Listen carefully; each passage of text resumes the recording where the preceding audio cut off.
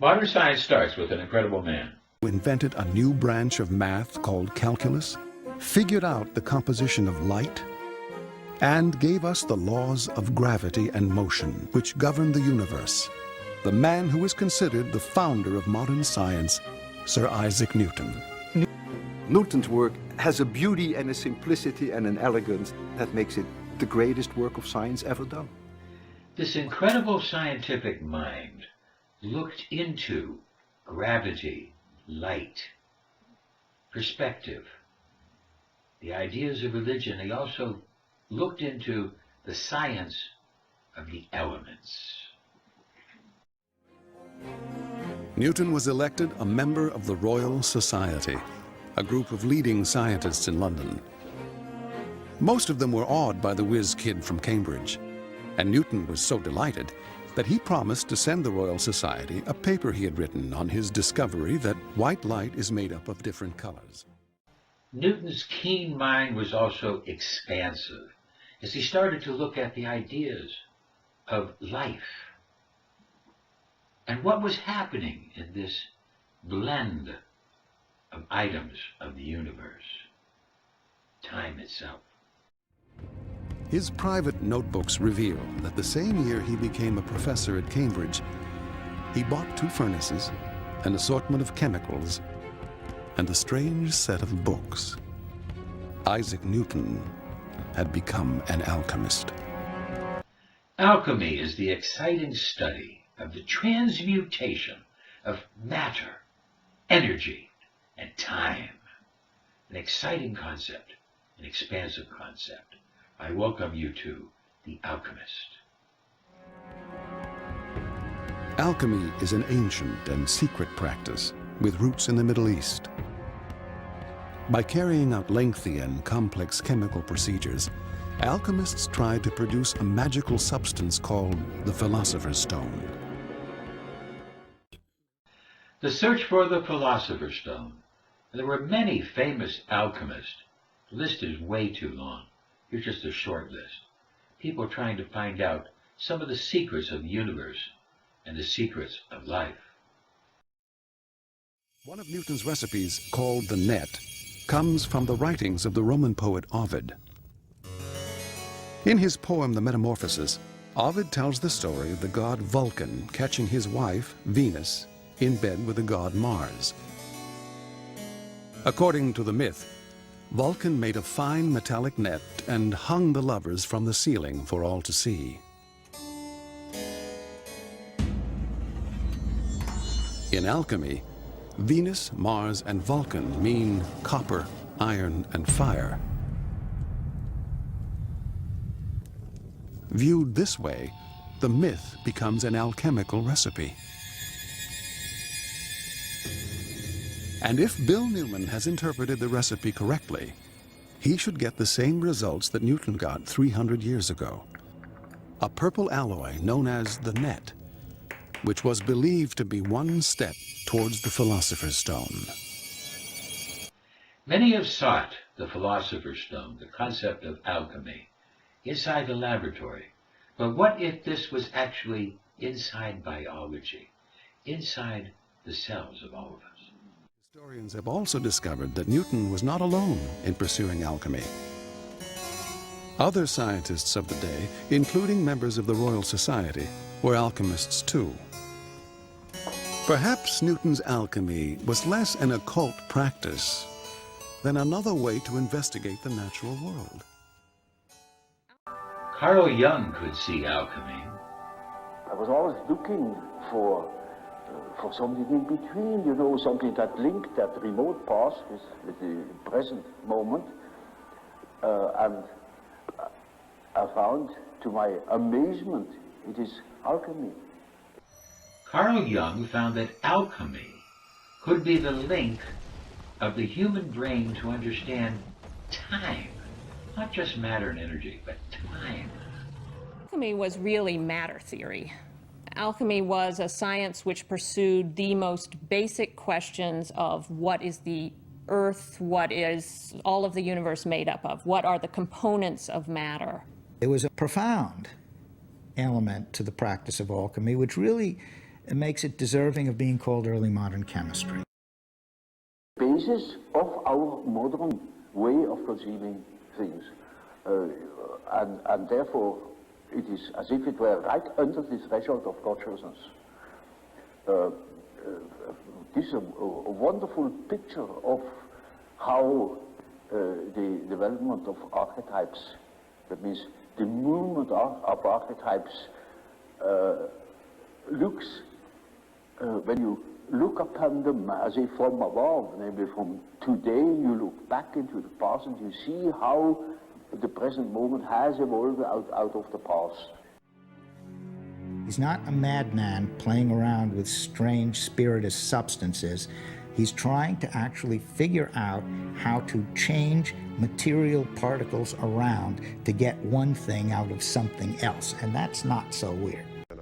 Alchemy is an expansion of mind to understand the transformation and transmutation of the elements and the potentials of the human spirit and the human mind, because those potentials are infinite.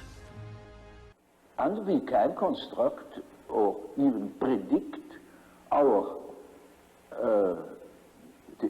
the unconscious of our days when we know what it has been yesterday. Carl Jung saw alchemy and dreams as the transmutation window for us to see into the future. Here is the rebus. This is an ancient symbol of alchemy.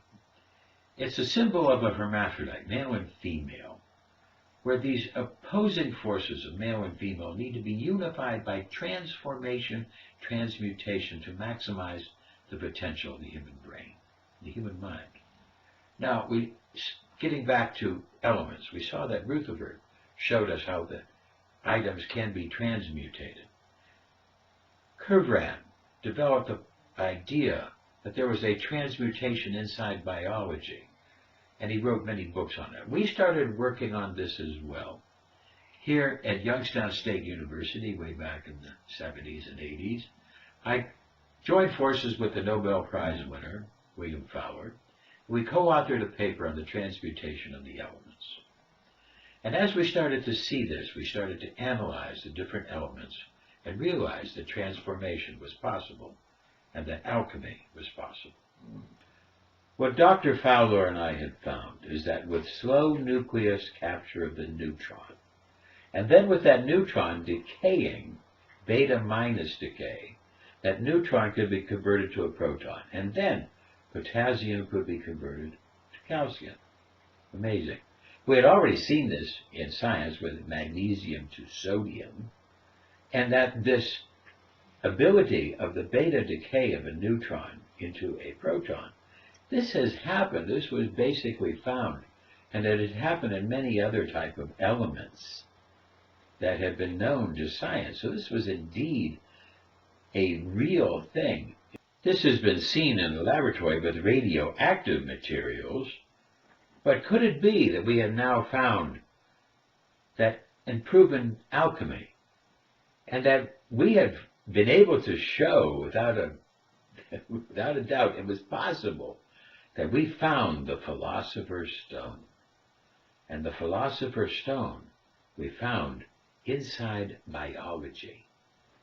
And we've proven that alchemy inside biology was possible. But what about the whole idea of gold? Well, our idea of the slow neutron capture would apply if we wanted to convert platinum to gold. But wait a minute, platinum is more expensive than gold. We could not find any other way. So the idea of converting into gold, that has eluded us. So we were able to kind of give up on that precept. But back to biology, the basic concept of breatharians, being able to live just on breath, taking in the carbon, the oxygen, the nitrogen, life could only be possible if there was a transmutation of the elements. So to understand biology, we must understand breatharians. They do exist, documented in all the major religions. And only through transmutation would that be possible. But we see that this is through the religions So you have to have a spiritualness in order to be a breatharian. Autophagy might be able to explain part of the idea of the breatharian, being able to recycle their own cells. But in order to really understand, we'd have to be able to show nitrogen conversion, we'd have to absorption and conversion, we have to show the sunshine, and we'd have to show the transmutation of the elements. And normally people make fun of breatharians. They take one breatharian, make fun of them, but you see, it only takes one white crow to prove that white crows exist. Just one breatharian. And I think there's a lot more than one. So we need to be able to look at breatharians with a little bit more of an open mind, more of a Buddhist mind, and then understand. Now we will see more of the powers of the mind when we turn off the verbal parts, going into the Buddhist philosophy. That people draw great pride and inspiration from here. Rambon Jan, a 15-year-old boy, has been meditating in dense jungle without food or water for 10 months.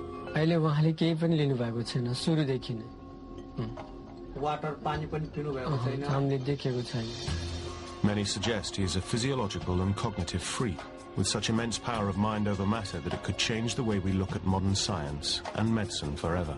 If he's truly gone without food and water, it's difficult to explain on a purely scientific basis, so you'd have to bring in spirituality in here. The longest a person can go without food has been documented as being around 2.5 months before you die of starvation. In an open environment, breathing normally with warm air surrounding you without any fluid at all, you would last between 4, perhaps 5 days. Rambon Jan has not eaten and, more importantly, not drunk anything for 10 months. I studied similar cases in the past, and this is possible. Through his deep meditation, he's gone into a hibernating state, and he is living on spiritual energy. I can't accept that. It goes against what I know about how the body works, about the nutrition that you need. He's getting food and he's getting fluid from somewhere. He is surviving on nourishment. The question is, what kind of nourishment? We can't, as Westerners, tap into using spiritual force and spiritual energy for nourishment. That's the key here.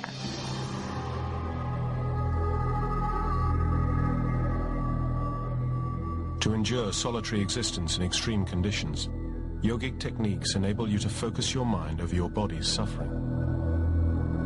Obviously, if he's genuine, has to use some yogic techniques like feeding on the air, feeding on the breath. I'm fascinated to see the boy who is fasting for 6 to 8 months, and that is not at all really so exciting to me, because I studied similar cases in the past and I can understand this is possible. Dr. Shah's most famous case is Prahlad Jani, a holy man who claims he has not eaten or drunk anything since he was 12. I haven't eaten anything, not even now, even though I'm 80 years old. That made me really quite excited, because I knew that this is something going to change the feeling of medical work. Although I walk 100, 200 kilometers in the jungle, I never sweat, nor feel tired or sleepy. I can meditate for 3, 8 or 12 hours or even months. Prahlad Jani recently spent 10 days in observation, watched and filmed 24 hours a day. So here we see basically some type of a proof of that breatharians do exist, and that they do have an ability beyond the ability to get nutrition, sunshine, take nitrogen out of the air, transmutate the elements. And now we have to think of a new idea regarding deficiencies of nutrients, about the spirituality, not just getting nutrients, but being able to take those nutrients, those minerals, and transmutate them, having the spirituality. And now what we've done, we've basically found the philosopher's stone, the principles of alchemy, and showed that they really have a reality. We have to expand our mind. Here's an excerpt taken from Isaac Newton's book on alchemy. So, Inside biology, we found the philosopher's stone of alchemy, and it broadens our mind into looking into other different things, into the mind itself. And our good friend Carl Jung was right. Alchemy is a psychological process that can affect physiology.